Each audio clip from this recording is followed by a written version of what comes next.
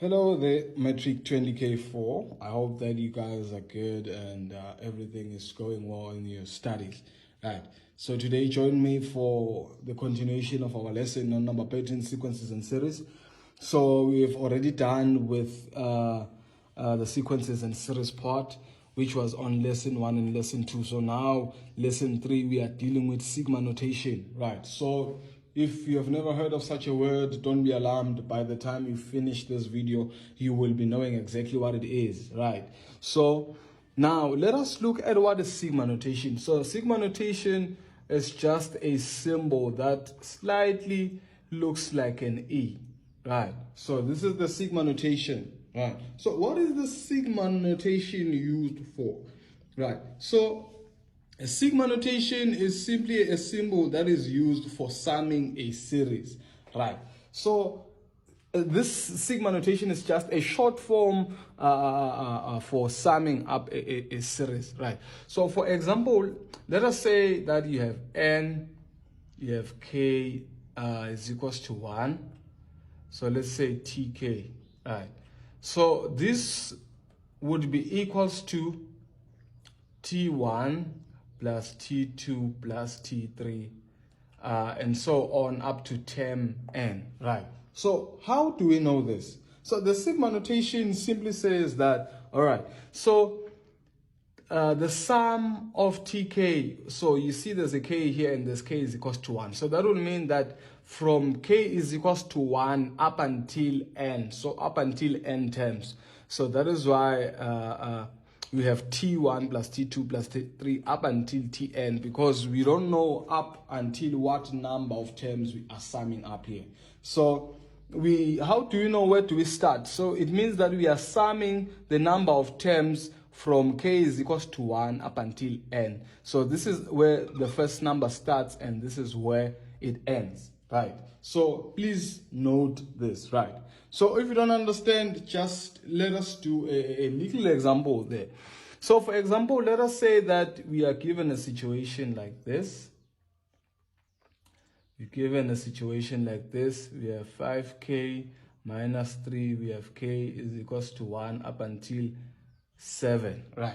So in situations like this, we can be given, you can see now there's a formula here, and there's k is equals to 1, meaning that we're going to start from k is equals to 1 up until k is equals to 7, right? So we now need to do an expansion here. So k is equals to 1 will be 5 into 1 minus 3, right? K is to 2, that will be 5 into 2 minus 3.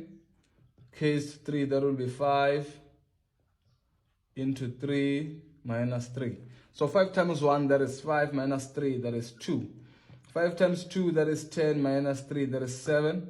5 times 3, that is 15, minus 3, that is 12, right? So now let us see what kind of a pattern this is, all right? So in this case, no, we don't need to see the pattern, we just need to sum up. Sorry about that, right? So continuing from here, that will be 5 times 3, 5 times 4, minus 3, that will be 5 times 5, minus 3, that will be 5 times 6, minus 3, right? Okay, so 5 times 4, that's 20, minus 3, that's 17. 5 times 5, that's 25, minus 3, that is 22, right? Then 5 times 6, that is 30, minus 3, that is 27. Right, so we short of the last one, which is 5 times 7 minus 3. So 5 times 7, that will be 35, minus 3, that will be 33. Right, so at the end, now we need to add everything here because they wanted the sum. This is what it means, right? So the sum would be 2 plus 7, right, which would be 9. So plus 9 plus 12, which would be 21 plus 17, which would be 38 plus 22, which would be 60 plus 27, which would be 87, then plus 33, which will give us a 120. So all of this would be equals to 120. So this will be equals to 120 as well, right? So that is how we do the expansion for a sigma notation, right? So here, Now, sometimes you'd be in situations where you need to calculate the number of terms in for a sigma notation kind of situation, right? So what you need to know there is that the number of terms